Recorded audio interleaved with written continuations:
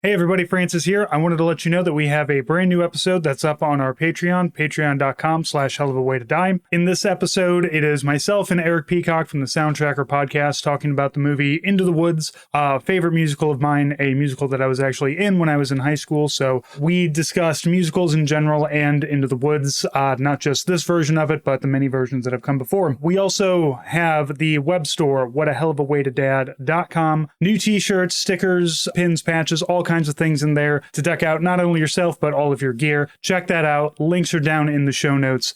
Let's get on with the show. Glory, glory, what a hell of a way to die. Glory, glory, what a hell of a way to die. Glory, glory, what a hell of a way to die. He ain't gonna jump no more. Zoom, zoom, zoom. Hey everybody, welcome to another episode of What a Hell of a Way to Dad. It is Francis and Nate back with you. It is November. Nate was just Nate, you were just in Crete. And there's a lot of things I want to talk about today, but sorry, you're in Cyprus. Yeah. Cyprus. Crete is a slightly different island, closer to Greece. But it's still an island. That's why I was starting. Look, I'm Midwest American, man. I don't go anywhere. How was Cyprus though? Like, you sent me a couple of pictures. That place looked gorgeous. Yeah, it's absolutely beautiful. We went there on the recommendation from my buddy Safine, who had stayed in a hotel near the city of Paphos and recommended it to me. So we had planned on going before, and then a lot of stuff just kind of got flung at us for a while. So we made the decision to go on vacation in October of this year. So we went to the Canary Islands in 2024 in July, and that was our first vacation. And I think it was our first vacation since my daughter was born. And then this was what, like 14 odd months later. Yeah, we finally got to go on vacation for about a week. And so, I mean, the weather was perfect. The food is insane. I would probably prefer to not stay in a resort, but when you have a child as young as ours, it's just a lot easier to have that kind of sorted in advance, if you know what I mean. I've got a little bit more of an adventurous spirit about getting out, but like when you have to go out and scout out places to eat and all the things that kind of go along with, your normal vacation routine when you don't have your own place. And I'm not a huge fan of stuff like Airbnb for a million reasons. I wouldn't want to do it, especially with a child, because of the possibility of getting hemmed up if like child, damages or marks anything. But a hotel, it was nice and food was amazing. We had a direct flight on the way back. And since that was the option to get back, we picked this flight versus flying to a closer airport. It's not a big island, but Larnaca is about 2 hours by car from Polis, the city where this hotel was. And so we just arranged for a car service with the hotel, and it added 2 hours on the way in and the way back. However, Larnaca is it's on the east coast of the island. Polis is on the far west coast of the island. We drove across the entire island in 2 hours, and it's unbelievably gorgeous. It's so pretty there, man. It's so unbelievable. It's like there are parts of it that remind me of New Mexico. There are parts of it that remind me of the time I spent in some parts of Morocco. It definitely reminds me of Turkey in some places. Just about everything's in English. I mean, like Greek is the official language. Cypriot Greek is the official language in the Greek part, but like because it was a British colony for so long, like English is everywhere too. Yeah, it's such a cool vibe there. I mean, like knowing what I know about Cypriot politics, it's a little intense. Definitely saw some unironic swastikas and graffiti, but but I also just I don't know.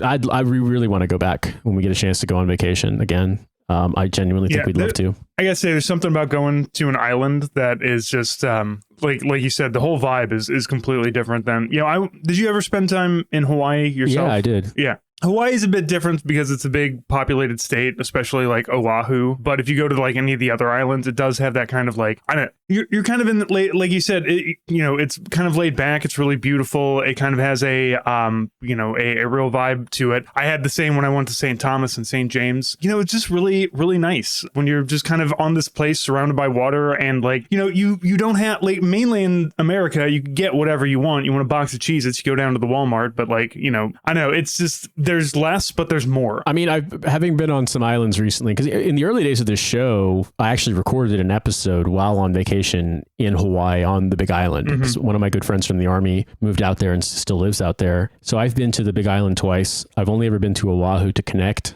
at the Honolulu airport. But my first encounter in Hawaii was 2 weeks on the Big Island. My second was a week. My first week there in that initial vacation, I was like, fuck this place. I hate it. I have to leave. And then by the second week, I was like, actually, I can vibe with this. There's just, you're never going to wear jeans unless you're doing workout in the yard. You just have to accept it at 9 o'clock. Like, you kind of can't be like on your laptop doing work. I was trying to write a syllabus for a class I was teaching because like the laptop's going to be too hot. We don't have air conditioning. It's hot. You kind of just have to adapt. And at first, grad student, former Army officer living in New York City, I was like, fuck this, get me out of here. I was like, if I had just brought my passport, I would literally go fly to Korea from here and go see my, at the time, now ex-girlfriend. But I didn't have my passport, so I couldn't. And because I was like, Korea, hot, but there's air conditioning, it's a city and it's busy and there's all this stuff that I'm used to. And then after the second week, I was like, nah, I can vibe with this. This is nice. This is a new version of me. This is called relaxed Nate. This never happens. Yeah. It was a little different having a 2-year-old. I'm not going to lie, but there was some great, the first morning, cause we had the hotel room had like, overlook to the ocean, and it was just like walked out cause we got in at night. Well, the next morning I woke up, it's an hour ahead of here. So I woke up at what would my normal wake up time is like, 6:30 ish. And so I woke up, at, what would feel like 6:30 for me, and it was 7:30 there, and the sun was just coming up, and I walked out and just saw like, it looked like those like fucking 19th century, 18th century romantic paintings of like ancient Greece level, just like the flowers and the columns and the stone and the beach and the mountains and the boats, and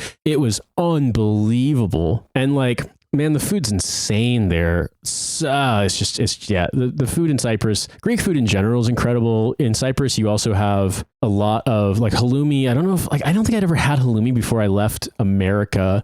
What is halloumi? Is a kind of like goat and sheep cheese that's kind of dry and it's got a high melting point. So it's really lends itself to being like pan-seared or grilled. And it's like ubiquitous in the UK. Like Cyprus exports basically all of its halloumi to either the UK or China. And so like tons of places serve. I'd never had it before. And obviously like it's kind of the thing from Cyprus. And so that's an example. Like there's a lot of these kind of like dry sheep and goat cheeses, a lot of like preserved, like thinly sliced preserved meats, olive everything, capers everything, vegetable everything. Like, man, there's so much good. Like I had like a baked eggplant with, it's like caramelized onions and peppers and capers, and it was like just sweet and salty and like fresh and like tomatoes and everything. And I remember thinking like, this is literally a vegan meal, like, cause it's olive oil and vegetables. There's not even any dairy in this, and it's incredible. It's like so satisfying and like just Man, it was also I'm not gonna lie, I love ouzo.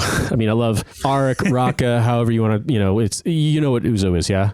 So it's a booze. I'm not drinking it in extremis because I can't really handle alcohol anymore. But ouzo is basically grape brandy, like a clear grape brandy flavored with anise seeds. So it tastes like licorice, but it's the strength of like cognac or brandy. It's called raka in Turkish. It's called arak I'm not going to do the full pronunciation in Arabic and in Hebrew, but it's really like ubiquitous throughout the region. And what's interesting about raka in Turkey does this. I don't know about Levantine arak, but in Turkey, if you put even just cold water, tap water into raka, it becomes cloudy. Ouzo, you have to put it on ice, but it becomes cloudy. It becomes like, it looks like kind of like almost like watery skim milk. But it becomes like this cloudy beverage, but it's just, I don't know. It's weird. I feel like some of this can be superstition, and I'm not really a big drinker anymore in any way, but I find that you have a little bit of white wine and a little bit of clear liquor, and like, I don't necessarily feel like, I definitely would feel slower the next day, but I don't feel as though like it's the same effect as if you were to drink darker stuff. I also find that... Or drink 5 beers. Well, yeah, I don't barely drink beer at all anymore, unless I'm like back in the UK and I go to the pub, and then I always feel like shit the next day, even if I only had one pint, because I just don't drink beer anymore.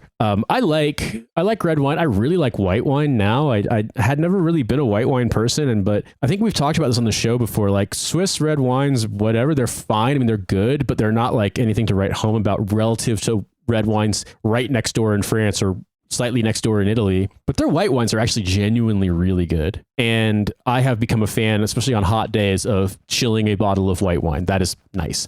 And I actually we had a Cypriot white wine there.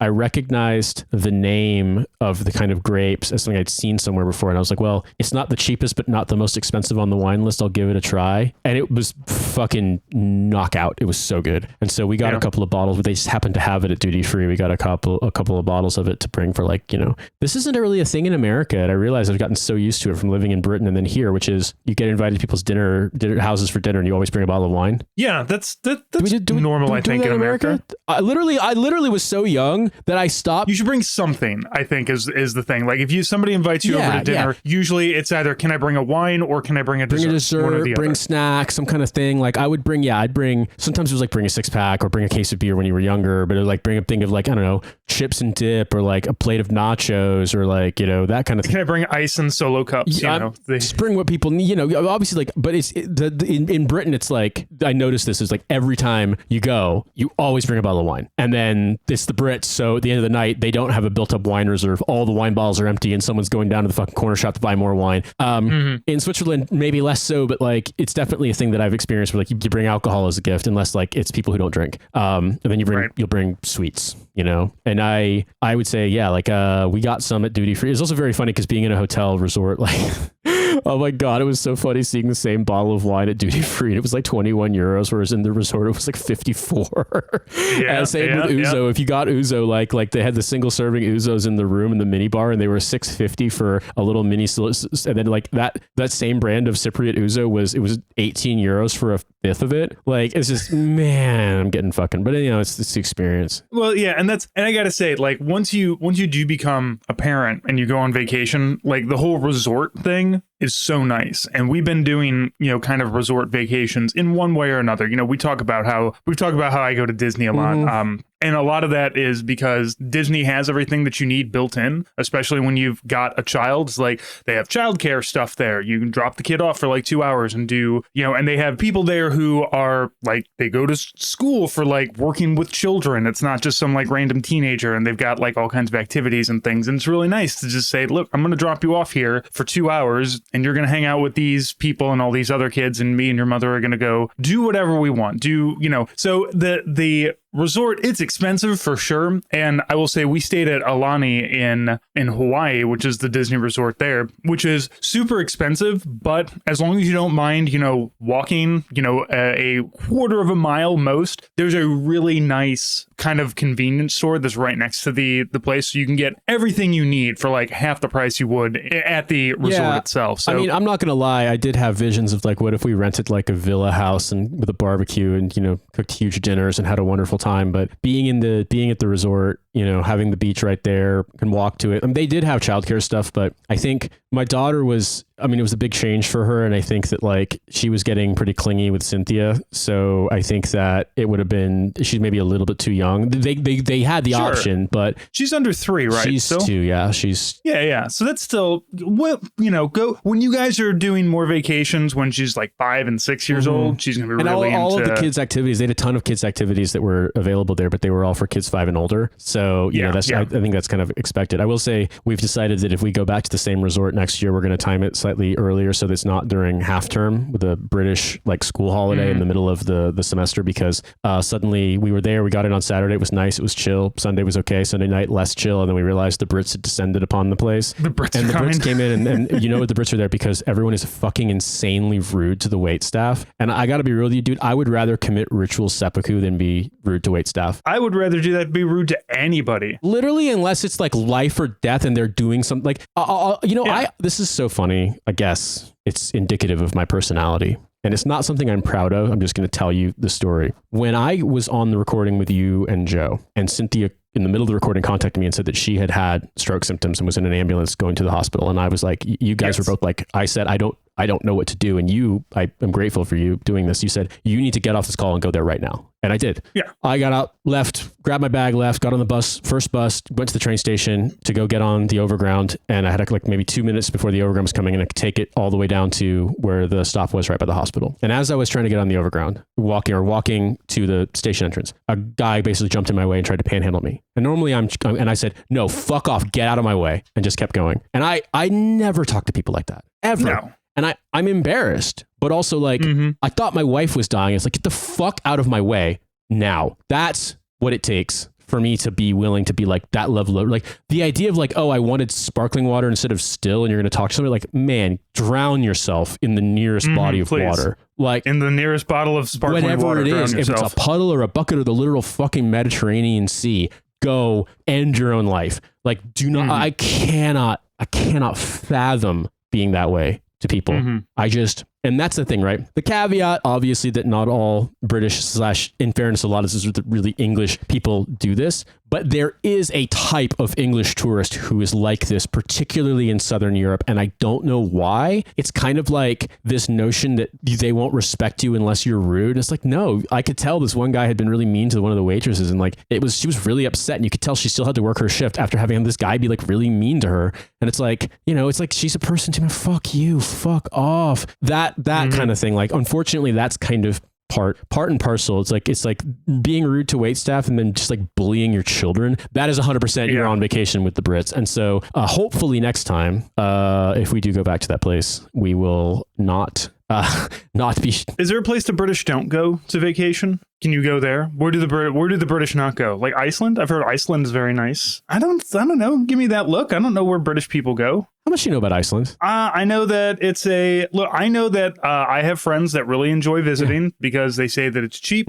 It's the people are super nice. It's not hugely populated. Only about 300,000 people live there. But super nice place to visit. I don't know. Is it full of British people? No, you're lucky. Then you're lucky if it gets above 68 Fahrenheit. And in winter, the sun rises at 11 and sets at 3, and the wind is 100 miles an hour. Yeah, we found the anti-British place. There you go. Do go there, though, actually. The Brits, but not in this to the same extent. The Brits typically are seeking not the same. They're British typically people. seeking sun. No, there's not really anywhere you can go where the Brits don't go. I mean, I'm trying to think of a place that they would be really unlikely to visit. I mean, I would venture it's probably, it's kind of hard to predict because even if a place isn't necessarily super touristy or like on the map of like Jet 2 holidays, the Brits are going there, there are going to be things like music festivals that attract young people and sporting events and those kinds of things. That's a different vibe. Because like, I was going to say Albania, but then like I know Brits who've gone to like music festivals in Albania and stuff like that. I've heard the Albanian coast is really nice though. And also obviously Croatia, similarly beautiful coastline. I'd love to, I've never been to the Balkans. I'd like to go. The thing about Iceland also is, it's like 150,000 people live in Reykjavik, and then like other 150,000 people live elsewhere on the island, and that's it. Like it's a small, but I think the biggest thing with Iceland is beautiful from what I've heard. I've never been, but if you're kind of because like we left just as it was getting really cold and rainy in the kind of like, Central European autumn weather, we get to Cyprus and it's basically like somewhere between 75 and 80, decently low humidity, sunny, no clouds in the sky the whole time. And it's like 68 at night. It's unbelievably nice. Whereas like Iceland is kind of like coastal Alaska, as I understand it, where like you can get beautiful weather in summer, but you also can get dog shit rain nonstop. So I would probably not go there. I mean, I think the Brits go everywhere. Their big spots are, they love going to Greece. They love going to the Canary Islands. Cyprus does have a certain cachet with Brits because it used to be a British colony. There's still British military bases there. There's a pretty big expat community there. Everyone speaks English. They literally use British power plugs. Like it might as well be Mediterranean Britain, like Britain, 50 miles off the coast of Syria. But I guess at the end of the day, it's just it's not like you can. There's Brits here. There's Brits who live in my building. Yeah. It's more like when you're among if you time your holidays such that you wind up during their school holidays, and then they're like the critical mass of people, then you deal with British problems. Whereas, I think that, French tourists are famously dickheads in Spain. Spanish people don't like French tourists. Europe is like this, that it's not as if there's just like, everything is peaceful and placid and wonderful, except for like these annoying people from Northern Europe come down. It's like the German, like we were on the beach one day and there was a person who had gone swimming and they'd left their stuff on their beach chair. It's like, an empty glass of beer and like multiple stubbed out cigarettes, and it's 10 a.m. German detected. And then a guy comes out wearing like fucking like the smallest Speedo you can think of, with like a body type not really suited to wearing a Speedo. He's like ultra German detected. So German, like it's kind of catch as catch can. I think the biggest thing for us is just more that we just got kind of unlucky because we kept getting seated in family seating next to this family that was on vacation that were like ultra hyper mega posh, but like clearly like the granddad was paying for the holiday, and he looked like Patty McGinnis but talked like Stephen Fry and basically wouldn't shut up the whole dinner and was just basically like narrating the dinner and just being rude to the waitstaff and rude to his kids and his grandkids who were like all under 5. And I was just like, what can you do but laugh? What can you do but laugh? It's not like it ruins things. It's just more, we did notice a perceptible vibe shift from that first day before like the, school's out from Monday to Friday of this coming week happened and all the Brits came in. And so I would just say that, I think for me at least. I think I'd like to go back and stay and see other parts of the country. I've got some friends who have been on the Turkish side and they've said it's really nice, but it's less set up for tourism. And because Northern Cyprus is, I don't know how much you know. I don't know a ton about it. I don't know what you know about the story there, but like it's universally recognized as an illegal occupation. And so as a result, like it's kind of cut off from a lot of international investment aside from Turkey. And like, it's not as if it's like a war zone, but it's just certain things are just going to be a little more difficult to arrange. And also like, I've heard people say that it's fine, but it's kind of run down and that the tourism is probably not oriented towards, it's not really oriented towards the kind of family tourism we'd be looking at, especially if you don't speak Turkish. That's what people have said to me. But I've also heard the beaches are better there. The food's better there. I mean, the Greeks would disagree, but like, whatever, you know, whether you call it Greek coffee or Cypriot coffee or Turkish coffee or Balkan coffee, Serbian, Croatian, Bosnian, whatever. It's all good. I like drinking it. Mm-hmm. Don't even mind. Yeah, a little bit of mud at the bottom, but you know what? It's delicious. I'm all for it. It's like reaching the center of the Tootsie Pop. Yeah. Also, I love Turkish delight / lakma or lokum / whatever the Cypriot delight they call it in Cyprus. Yeah, I mean, actually, I love it too much. I can't buy it because I'll eat all of it, and it's terrible for you. You said Turkish Delight, and I immediately thought of Camel cigarettes. Yeah, there were some Turkish Delight Camel cigarettes way back in the day. I thought you were going to say like The Lion, the Witch, and the Wardrobe or something like that. Doesn't Turkish Delight factor into that? Or maybe. I don't think I never read Lewis, that one. I think involves Turkish Delight. Yeah. No, I would go, okay, for all you out there who Turkish Delight sounds like kind of the most exotic thing, if you're not familiar, hopefully you are, but if you're not, Turkish Delight is basically a snack made from like sugar syrup, flavored fruit syrup, and starch that makes like a shelf stable at room temperature, like gelatin candy, like soft gummy candy. And in the Cypriot form, it's typically served like completely coated in powdered sugar. It's so good. I got to tell you, Nate, there's actually bring it back to fucking Disney. There is a Mickey Mouse cartoon called Turkish Delight in which they are trying to run a store, like a little cart that sells Turkish Delight. And they're like, Mickey and Goofy, I believe, have competing Turkish Delight carts. And it sounds like, I don't know my languages very well, but it sounds like the entire thing is done in Turkish too. Like there's not a whole lot of dialogue. It's very much, visual based, but every time they're yelling at each other, they're yelling not in English and not with their regular. So it's like Balkan YouTube comments, but the Disney version about Turkish Delight. Yeah. You've got Mickey Mouse screaming that John Cena is Albanian. I remember seeing that there was like a candy bar back in the day called Big Turk in America. Like just one of those things from like, that feels like it's going to be like someone's username where like their avatar is like a huge gray wolf with the Turkish flag and everything they're posting is like Greece's dog country or something like that. This candy bar has the most racist views ever on YouTube. Speaking of racist places, I get to travel too coming up here. I am going to Brentwood, Tennessee, Jackson, Tennessee, and by the time you're listening to this, I will be in Grenada, Mississippi. I have to do site visits for my job, so I get to go down south. And I had a buddy. I have a buddy who's an over-the-road trucker, and another buddy who spent a lot of time driving between St. Louis and New Orleans, up and down Mississippi. And so I said, "So what's Grenada, Mississippi like? Paint me a picture of this place." And he's like, "It's 3 stops off of the highway and a lot of Confederate flags." So my dad's family was from Indianola, Mississippi. And I've never been. My dad lived there when he was a kid, when his dad was in Vietnam. His mom took him and his brothers to live with their family for a year. But when my granddad died, they had the service there for him. And my mom sent me photos. She's like, I recognized the painted ads on the buildings that were there 35 years ago, the last time that we visited, that it's tiny little town. Not much has changed. I've never been to Mississippi. I don't know. I have friends who live in Jackson and like it a lot, but I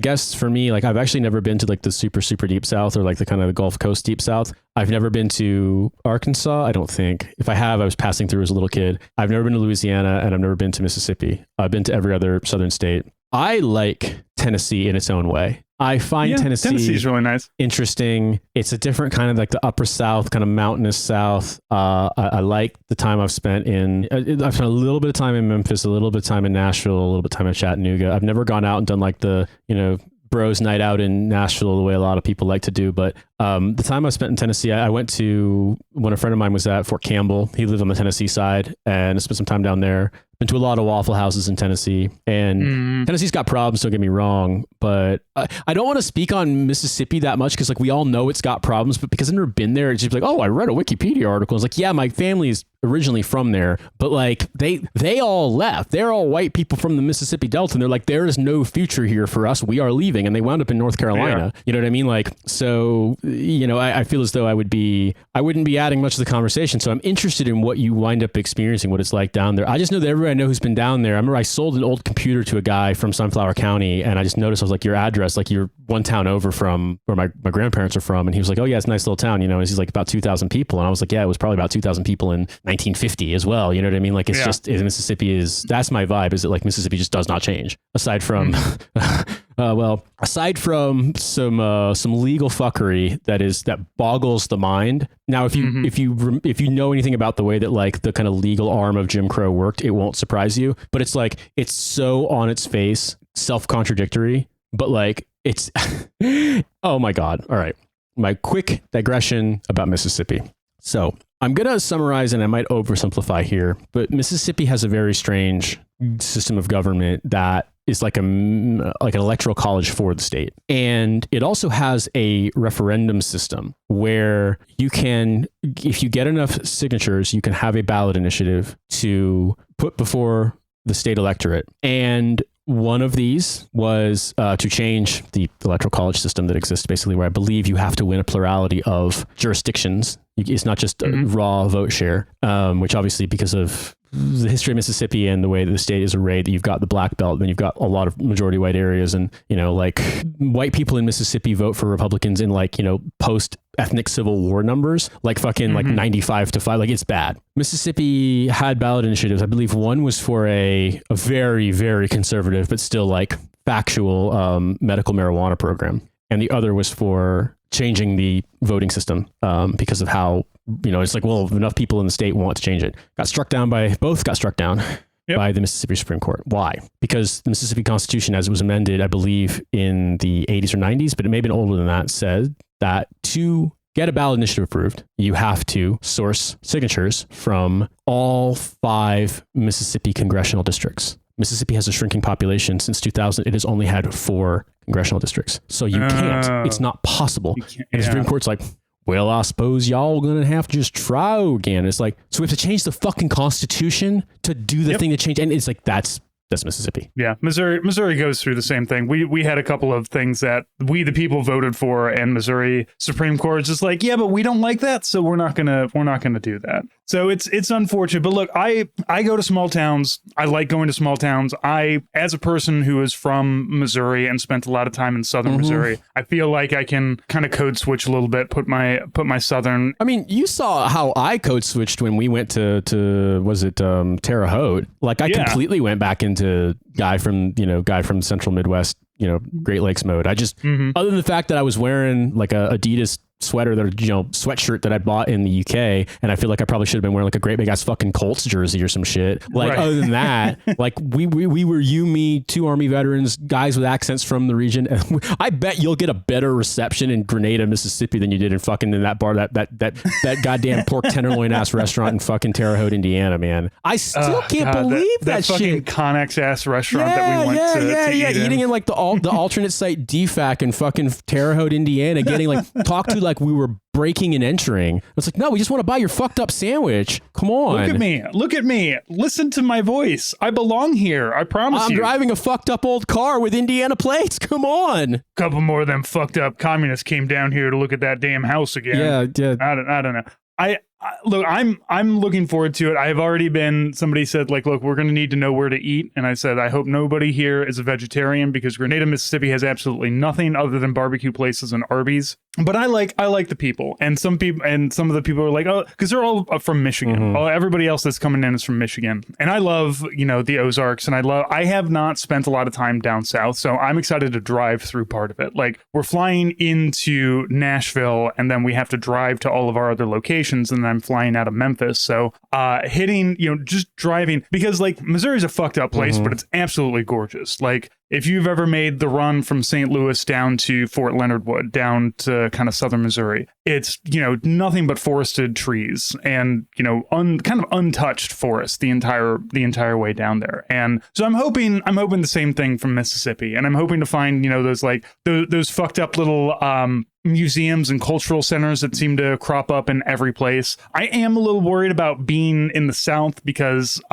when I go to Branson, while you're going down there, you will definitely see billboards for all of the goofy acts that they have down there. But then also there's a creation museum that you can go visit. That's not in Branson proper. It's kind of outside of it. But it's like, hey, while you're here, why don't you come see how dinosaurs are fake? We can teach you all about that, how the bones were planted here to trick you all. So I'm maintaining positivity. Secondly, I make overtime the entire time that I'm there. So I'm going to remain positive about that too. Do you have a film camera, Francis? A film like a 35 camera? millimeter camera that takes film photos? No. The reason I say that is because I looked up Grenada, Mississippi on Google as we're talking, and looking at it's actually quite fascinating looking at this because a lot of it's just like your garden variety, full on strip mall America kind of feel, but in that kind of like big, empty, flat, very deep South vibe. I mean, I recognize from spending time in Alabama and in Georgia. And a part of me is like, if you took photos on film while you were there, you got those developed, you would look at them in some of these cases. And aside from the newness of the cars, you would be like, this could have been in, 1990 or 1970. Yeah. That's the thing. Here's the thing. The site that we're going to, that this company that we're acquiring, they have a building that's on Main Street. And if you are not American, or if you are an American who spent a lot of time, most of your time in a major city of some kind, and you haven't gone to these small towns and spent a lot of time in them, the Main Street is kind of where the magic happens, and there's not really much outside of that. So all of your like kind of storefronts and shops and things like that will be on this Main Street. But the thing is that places like this love to, dive into their history. So these buildings are all like 170 years old. And looking at site photos, I see all these pictures of like, here's what the building looked like back before cars existed. And there were just horses and everything everywhere. It's funny because I'm looking at this and seeing Grenada, and then I look over and there's a town called Vardaman. And Vardaman is one of the names of the little boy in As I Lay Dying, the William Faulkner novel. So I'm just like, oh, wow, you're going to real ass Mississippi. Yeah. So the site photos that we're taking a look at, I'm not going to get into like all the ways that technically they're fucked up, but I certainly did see black mold in one of them, in one of the pictures. And I just kind of had that like, well, it's a good thing you're sending me, the guy who's already inhaled plenty of this stuff and has built up an immunity to black mold, it's interesting to me because looking at Google Street View, I'm going to be honest with you. What this reminds me of weirdly is, these photos were taken in, it says August 2024 on Google Street View, which means it would have been hotter than blazes. But what's so funny is that, you know what this reminds me of is Lawrence County, Indiana, like genuinely like the big town square and the courthouse and like old, like kind of 60s and 70s government buildings versus like the newer stuff. And then a lot of stuff's pretty empty. You can tell there's not a ton of, competition for real estate. They've got chains and, there's Baskin Robbins and there's like not too far out of the main street. There's like a bunch of, low rises and, houses and everything. And it reminds me of Indiana, but, obviously I know culturally it's very, very different. What I will say about this it's telling, and like I don't know, I don't want to sound smug or glib because places have problems no matter where you go, and I'm well aware of Mississippi's problems, at least from what my family's story was, and they, don't get me wrong, they were white people from Mississippi. But one thing that I did notice, I could not help noticing, and maybe you'll notice the same thing while you're there, perhaps this is what people who have been there have told me on Google Street View, or if you click on just Grenada and you see all the photos that come up that are going to be tagged as Grenada, Mississippi, you will notice this phenomenon that every single place with people gathered is either all white or all black. There are no white people in the bars or the restaurants or whatever. If it's black owned stuff, or if it's like black communities, there's like neighborhood pool photos. Everyone there is black, vice versa. Some of the like outdoor events, bars, restaurants, every single person is white. That tracks with how it's been described to me. That tracks with what my dad's experience was when he told me about living there as a kid. My parents are old enough that my mom and dad went to segregated schools in the South. It's bad. And my mom's dad was stationed at a Air Force base in Mississippi in the early 60s before, it was after Brown versus Board of Education, but before the actual desegregation took place. And it's really grim. So I have a feeling that people have told me that is really an aspect of Mississippi. Louisiana too, but I think Mississippi is a particular case that of self-segregation. I wouldn't call it self-segregation so much as like that implies that it's completely mutual. And I think it's more to do with the fact that like transgressing or crossing the line is a very cagey phenomenon. It's really only dangerous if you're black entering into white spaces, but it's and I'll tell you a story, man. Fuck. I feel bad because like, I didn't do anything wrong, but I feel bad because there's a stupid white boy didn't know any better, I guess. I mean, I was like in my late 20s, so I was a fucking stupid white man. But I had neighbors in Fayetteville who were a black family, and they were wonderful people. They were very, very nice people. I remember their names, so I won't say it on mic. And they had a little girl who was probably about 3 or 4. And then while I was living there, they had another baby. I invited them over to a party one time. They're like, for real? And I'm like, yeah, man, like y'all are cool. We like the same music. We'd love to hang out. But I think they were from Fayetteville, and those lines are pretty hard enforced in that part of North Carolina as well. Like not like Mississippi at all. The upper South and places like the Piedmont are better, but it's still the South. You know what I mean? It's very surprising that outside of a military base it would be like that, because like the military is the one place where you'll be like 4 guys are going to go hang out. One of them is wearing a cowboy hat. One of them is wearing a do-rag. One of them is this wearing was emphatically not a military family. These were people who were from, that part of North Carolina. Okay. After they had the baby, I got flowers, and I brought over to give them flowers, just like, congratulations. I came by, I'd come back from a thing, so it was right 6 or 7. And their mom, the woman, her mom was staying with them. And one night I was out and I saw she was smoking a cigarette, and I was like, ma'am, I'm really sorry to bother you. Can I borrow a cigarette? Can I get out? And she was like, of course. I just sat and talked to her. I was a little bit drunk. She was so incredibly nervous with me, and so incredibly like, yeah, sure is a nice neighborhood, like, but very much like I'm dealing with a crazy white boy. And I realized like, she's, probably in her 60s. This is in 2010, 11, 12-ish. I can't remember. She's dealt with fucking dangerous ass situations that start this way. You know what I mean? Or she knows of them. Yeah, where a slightly drunk white guy comes up and bumps fucking a cigarette. Yes. That can turn out bad. And I didn't really somebody. clock that. And then I remember being a little like, well, I guess I'm sorry. I mean, she's a little weirded out by me. And I remember telling the story to Cynthia, and she's like, you don't realize what was going on there. I was like, I guess not. And she told me, I was like, wow. That makes me feel, I mean, I didn't put it this way. You can say ignorance is no excuse. It wasn't like I did anything bad. I don't like making people uncomfortable at all, but it's more like there's just so much of what that represents, so much of a bigger thing that is real, that no matter how you feel about it, you can't change that. And you can't change what these people's, the aggregate of their life experience has been and their community experience has been. And that is 100% a thing that would make them nervous, because it's like, yeah, fucking crazy white boy shows up at your house. What's going to happen next? Who knows? This is the South, this is Fayetteville, North Carolina. Like the Klan was quite active and kind of still is around that region. Not quite at Fort Bragg, but like right outside.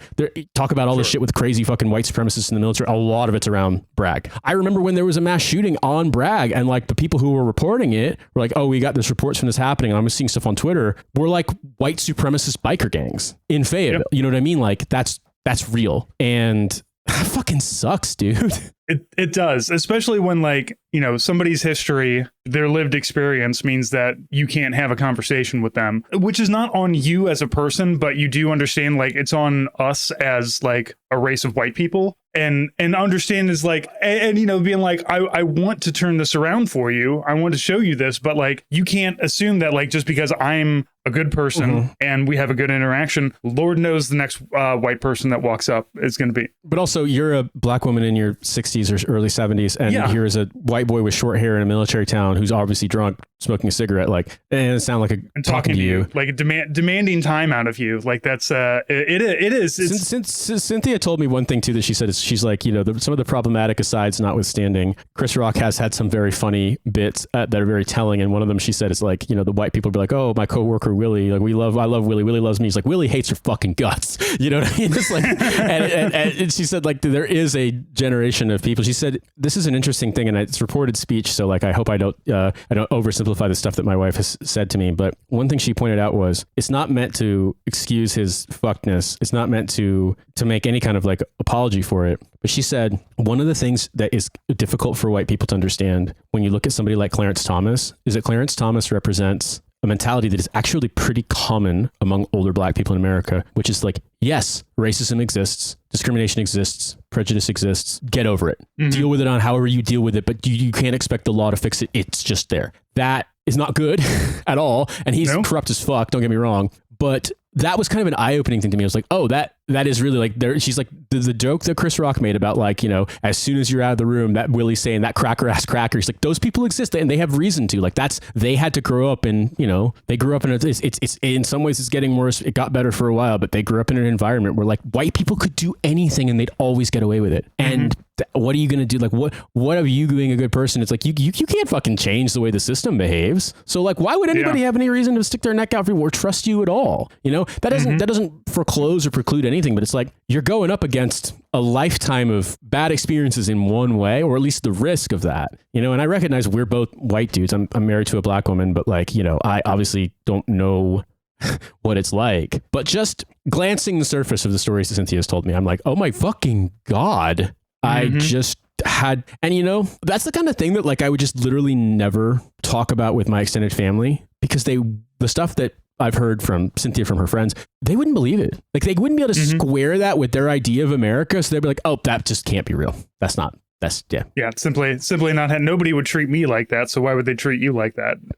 Right. Yep. My lived experience is different. It's like, well, look in the mirror, man. You got to look in the mirror and you're going to find out why they treat you different. Yeah, man. And so that's one of those things too, where it's like, because I've met people who are like, what we need is for people like you, Nate, to like move to places like Mississippi and, be part of the change. And like, I understand that mentality, but like, I don't know, like 300,000 stupid motherfuckers tried that in New Hampshire and it didn't really make that much of a difference with fucking making a libertarian state or whatever. So it's like, I don't really think that they're going to convince enough people to get a super majority to unfuck Mississippi. And even if you tried, like, I don't know, man, like, I don't know the place. I don't understand the place. You know what I mean? Like my priorities, even to go down there is like, the do-goodingest of carpetbaggers. I don't actually know anything about what makes that place tick. And I don't think I mean, bringing it back to one of Mississippi's most famous sons, William Faulkner said that it was an intentional choice on his part he did not write black characters where like the narrative spoke in like their interior voices and knew their interiority and thoughts. And he said, there is no way that I could comprehend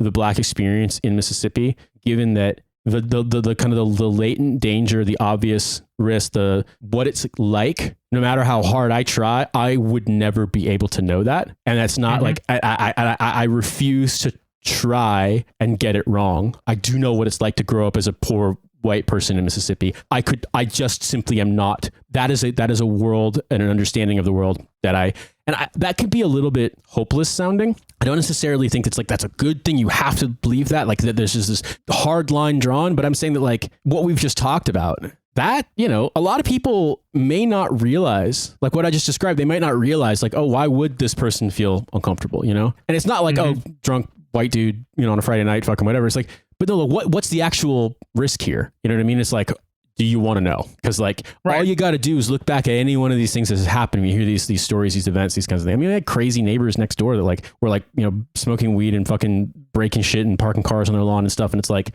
and using extremely racist language all the time. They were white, obviously. And it's like, that's also potentially white person coming up and asking for a cigarette in Fayetteville, North Carolina. You know what I mean? Exactly. Like, yeah. One of the only times I've ever seen someone just objectively just use racial slurs for black people to aggress them was a dude me and my buddy were getting money from an ATM in downtown Atlanta before a concert. A guy came up to us and tried to sell us Coke and we said no. And then he's like, you can get out of here. Be careful. There's a bunch of slurs around here. Right. And there were black people walking by and the woman was like, did he just, and he's like, yeah, I said it. And I was like, oh my fucking God, dude. I was like, you're literally trying to sell me cocaine. Like, anyway. Those are potential customers, sir. What are you doing? Maybe they wanted like, cocaine. No, man, they looked like people who were like coming out of church, like flat out. Like it was, it was disgusting, man. And that's the thing. It's like, Yeah. How do you as the coke dealer think that you're a better person That's than these the other magic people? of white supremacy, Francis. You're always better. That's the belief. You're also always better, no matter how fucking poor and ripped off and badly treated you are by white people with money. You're always better somehow. Yeah. That's the fucking, you'll never break the chain, in the words of Fleetwood Mac. You know what I mean? Like that's the thing that kept people like that, is this idea of that there is no such thing as solidarity. There is no such thing as like being able to like identify another person's experience. In a way, what Faulkner was saying is kind of fucked up in that regard, but I get it. You know what I mean? But it's he's correct. I'd like it to not be that way, but like the way that these places worked, and also the North, fuck me, dude, Indiana is just like this. It's just in a colder and less seasoning kind of way. Like, Yeah. worse barbecue, more snow, same attitude. Like, that's the thing, is that like, yeah, how does the Coke dealer who looks like he hasn't showered in 4 days fucking think he's better than like the people coming out of church? White supremacy. That's it. Yep. That's all it is. I tell you, I live in a very mixed neighborhood. We have a lot of people from all over. I've noticed some Afghan people move in. We've got some West African people across the street from us. And I'll tell you, the thing, because I understand, being a middle-aged white guy who was in the military, I understand that is a big red flag for a lot of people, just kind of off the bat, just that information. So when I walk the dog, I smile and wave at everybody. I say hi to everybody. I try to make myself as disarming as a person as I can. And it's like the only thing that I really know how to do is to go out and just be nice to everybody who looks different than me, and kind of have a like, look, I understand that there's a lot of concerns that you have living here in America, especially now that ICE can come in and kick your fucking door in. And like, I really hope that I give off a vibe, and I give off like, I talk to people, I say hello, I have that kind of like, we just watched Fight Club, that single serving friend idea. Like, I don't really know anybody's names, but I know them. I know where they live. I've talked to them. There's an American woman who's got a son who's probably about 13 or 14 in our building. And I see them sometimes when I'm, taking the trash out and running to them. We talk. I don't know their names. I don't know what floor they live on. I don't know who they are, but like, we know each other. Like, I know to speak English with them when I see them, and like we're cool with each other, that kind of thing. Yeah. And that I just hope, and I feel, but I mostly hope that like just that little bit kind of portrays this idea of like, look, I'm here, and I want you to be here too, and I want you to be protected. And I do that by smiling and saying hello, and sending my kid to go play with their kids, and just having this like, I know that everything is fucked up and scary, and that you can't on the surface trust a white guy. I get that. I hope that people, when they see me and my big fuck off dog walking down the street 3 times a day, as I do, smiling and waving and saying, hey, how are you doing? How are you?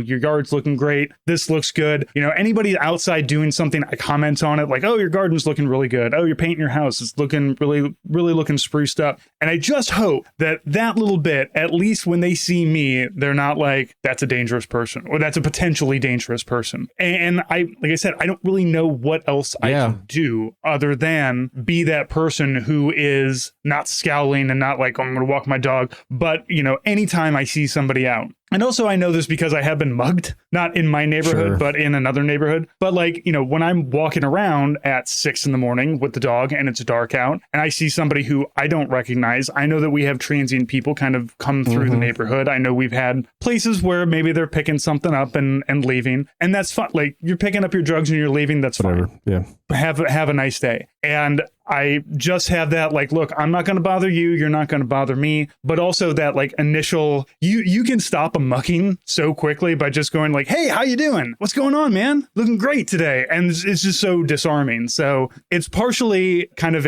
my own fear response of just like, if I'm here and putting myself out to a complete stranger, maybe they won't fuck with me too. But also, like I said, I've lived here for 5 years. I know the people that live around me. I know my neighbors. I text, the people on both sides of my house. I have their phone numbers and I text them. The Hispanic family behind me that has the 3 husky dogs that are really fun to hang out with. I know them. Like I said, the West African family, the Afghans that move in. I at least am trying to put that out there. And I hope that is something that is communicating to them, at least. I don't know. What I've experienced, because it's different in Europe for sure. I think one of the things that's interesting here is, I mean, I in some ways it's better, in some ways it's worse. But I will say that in my experience, like from what I've heard from friends who grew up here also in Switzerland and the UK, is that oftentimes like it's pretty obvious when someone is mean mugging you, you know what I mean? Like in terms of very, very like that. I obviously think that the kind of violence that you're at risk of here is different in the sense that like gun violence just isn't a thing. Like even though Switzerland has tons of guns and the UK has none, like there's just, it's not really, I mean, it does happen, but it's very rare. But I think that I guess in the way what's interesting here living in Geneva,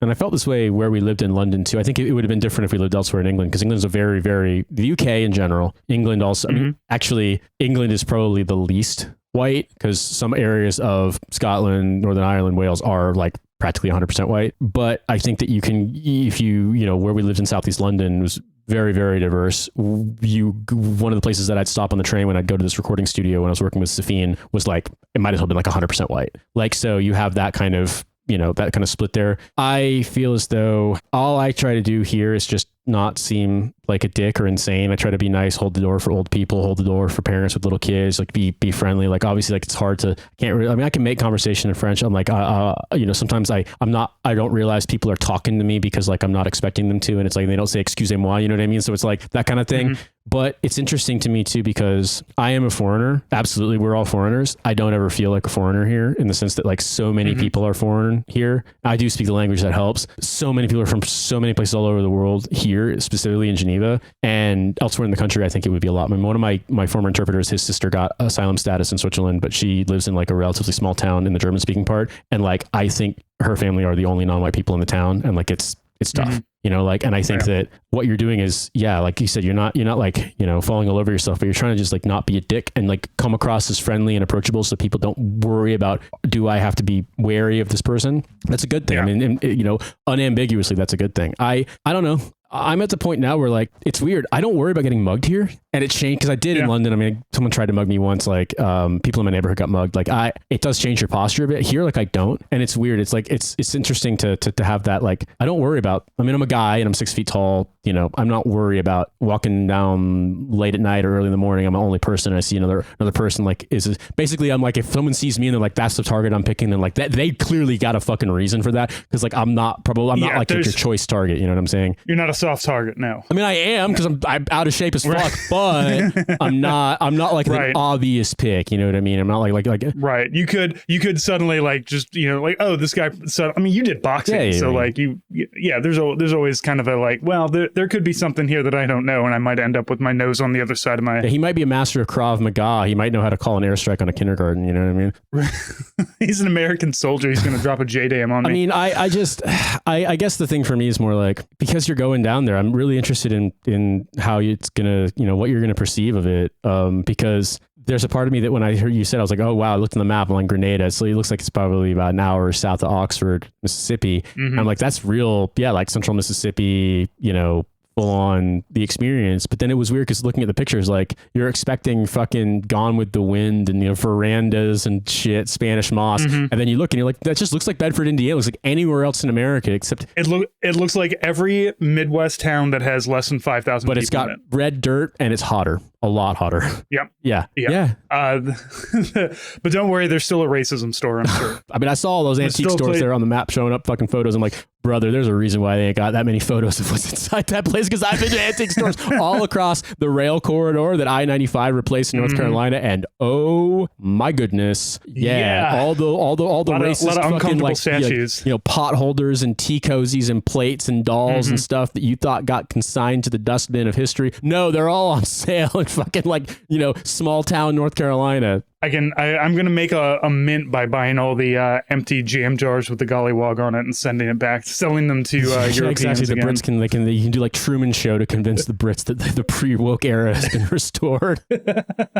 No, you can leave London for Grenada, Mississippi. You can live like racist kings down here. I mean, there are times when you hear stories of Brits who've moved. I mean, it's a lot harder now than it used to be, but Brits who like they move over to Florida and they're like, oh, to save money, I live in like the town off of I-10 or whatever, like it's like an hour from Destin, just like swamp, shotgun, racism, etc. And there's just random, British guy living there. Oftentimes it's closer to the beach and it's closer, like outside a, like a resort area or someplace that has some appeal. But it's just sort of like, man, you must love this kind of America, or you just like a lot of folks, you can't escape. You get to a place and then situation changes. You weren't able to join the army. And it's like you get to this place and then it's like they suddenly harden all the rules that let you live here illegally for 30 fucking years. So you got to just become part of the landscape. You know what I mean? Man, it's great talking to you, dude. This is a lot of fun, and I guess we're back in the saddle doing dad chats and Hell of a Way to Dad, and I'm gonna 9 years coming up. This is our 9-year anniversary. We got Veterans Day coming up. We're not really talking Veterans Day because nobody else is talking Veterans Day. Nobody really gives a shit in America about the veterans anymore. So, which is good. Stop. We got our discounts. Stop. We got our free upgrades. Now it's over. You know what? We can go back. We will know that harmony has been restored when they make a movie like First Blood, where the cops, the establishment hate veterans, and you as the viewer are supposed to hate the cops. That's how you know that the cycle is beginning again. And then there'll be a new version of Rambo. Sylvester Stallone will finally not be able to do it anymore, in which like he wins the war in Iraq somehow. Oh God, they're going to get Glenn Powell to be it or something. It's going to be terrible. Well, all I can say is I'm going to leave you with this. We've got a talking child. My daughter is talking lot now. Not quite full sentences all the time. She talks a lot now. That's my parenting milestone. Mostly in French, sometimes in English. And she's quite kind of figured out the concept of like, it's my turn or this is mine. I don't say her name on the show, but basically the way that you would say it, normally you'd be like, in French, she would say, you know, c'est à moi would mean like, it's mine, but also like, it's my turn. It can mean either. And she has not quite figured out the object pronoun moi for me in French. So instead she just says her own name. So I'm hearing it's mine, but my name's over and over again. And I told my mom, it's Francis. Yeah, it's Nathan. It's Nathan's. And my mom was like, you used to do that until you were like 4. And I was like, I know, I remember you guys correcting me on it. And me be like, no, Nathan wants to do this. Like, so once again, the cycle remains unbroken. And I got to say, every time that I talk to my dad, because like my child is learning, you know, math, and we're in multiplication and division right now, and I have to go back to my father, who forced me when I was a kid to sit down and write my multiplication tables because I was so bad at math at the time, and write the multiplication tables. He's like, if you do this, math is gonna be so much easier for me, and I fucking hated him for it. It's one of my core memories is hating having to do this. And then I get to my daughter, and my dad comes over and he says, oh, you're doing math. And he sees that she's writing out the multiplication tables, and he looks at me and I'm like, I know, don't. I know it's the best. Here's the thing. I'm going to be nicer about it than you were. But yes, we have to do the same thing. Yes, we have to write it all out. As a parting comment, I have to ask, as a kid memorizing your multiplication tables, were there any ones that just for some reason you found them interesting and so they were easy to memorize? The nines because of the one up one, the pattern. For some reason, sevens. The nines have a pattern because my birthday's the 28th of September, and 28 is one of the 4 times 7. For some reason, like I memorized the sevens really easily. Sometimes I still have to count out 6s and 8s in my head to remember. I have to break it apart. So if you did 6 times 8, I have to do 8 times 5 is 40 plus another 8 is 48. Yep. So I get there, and that's how math is taught now. You break apart the numbers and then put them back together. So yeah, I've heard this. I always used to I was interested in the squares, so I would always memorize, 1 times 1 is 1, 2 times 2 is 4, 3 times 3 is 9, 4 times 4 is 16. That I knew that all across the chart. But it was 5 times 8 is 40, 6 times 6 is 36, but 7 times 42, I think. Yeah, exactly. You know what I mean? Like it's weird. That we did that in school in Germany, so it was less my parents made. Like we had to memorize it in school in like 2nd grade. So I guess I'm grateful to Herr Kneich, my 2nd grade teacher, for making me write all those things out in the funny German numbers where you have to do like the tails on the zeros and the line through the 7 and stuff. So with that in mind, thank you, the listener, for listening to the show for 9 fucking years. I can't believe that. 9 years. And if you haven't been here for 9 years, guess what? On patreon.com/hell of a way to die, we have 9 years of bonus content that you can get access to. $5 a month gets you everything we've done. Most of it good. Look, there's some missteps sometimes in the bonus episodes, but I think we got some good stuff. Nate, you and I are going to be watching Pulp Fiction for our next movie, and I think after that we're going to switch over to a comedy. I want to do a Gen X comedy. Pulp Fiction isn't a comedy to you? I don't know. I haven't seen Pulp Fiction in like 15 years. I do not remember much of it. Pulp Fiction is a very, very funny movie, and if you go into it seeing it as a funny movie, you'll understand its appeal, I think, more than if you're like... Well, that's part of this, is that I haven't seen a lot of these movies in 15 to 20 years. I maybe was not watching them in the way that the director or the writer was intending them. So maybe going back to Pulp Fiction, I'll be like, this is really funny. And I do remember like the funny parts, and there's, the stabbing with the needle, the needle, jamming the adrenaline. Zed, who's Zed? Right. Zed's dead, baby.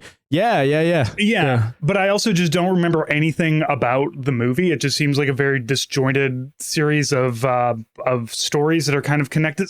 That's the thing. That's why I'm excited about revisiting these movies. Like these. Francis, you stupid fuck. That's literally the point. Everyone ever who's described Pulp Fiction is like, wow, it's 4 stories that are all about one story that are loosely connected somehow. That's the synopsis. That's the synopsis. Again, have not watched this movie in more than a decade, and did not didn't he do this movie about like these bank robbers who are kind of assholes and they talk a lot? It's like, yes. I didn't really like the movie when I was younger. I didn't get the appeal of it.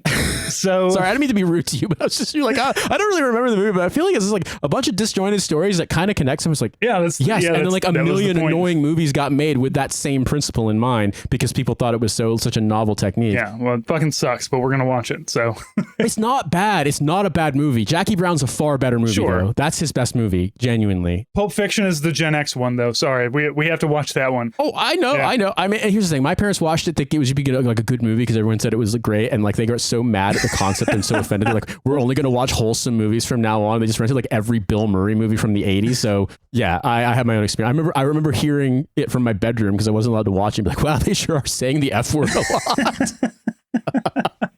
Anyway, we've gotten long, but it's fun. So, Francis, I hope you have a lovely rest of your day. To you, the listener, I hope you have a wonderful rest of whenever you're listening to this, watching it on YouTube with a static image, perhaps. We really appreciate you, and thank you for your attention and time. Thank you, Francis. We'll talk to you next week. We'll talk to you soon. Take care. Zoom, zoom.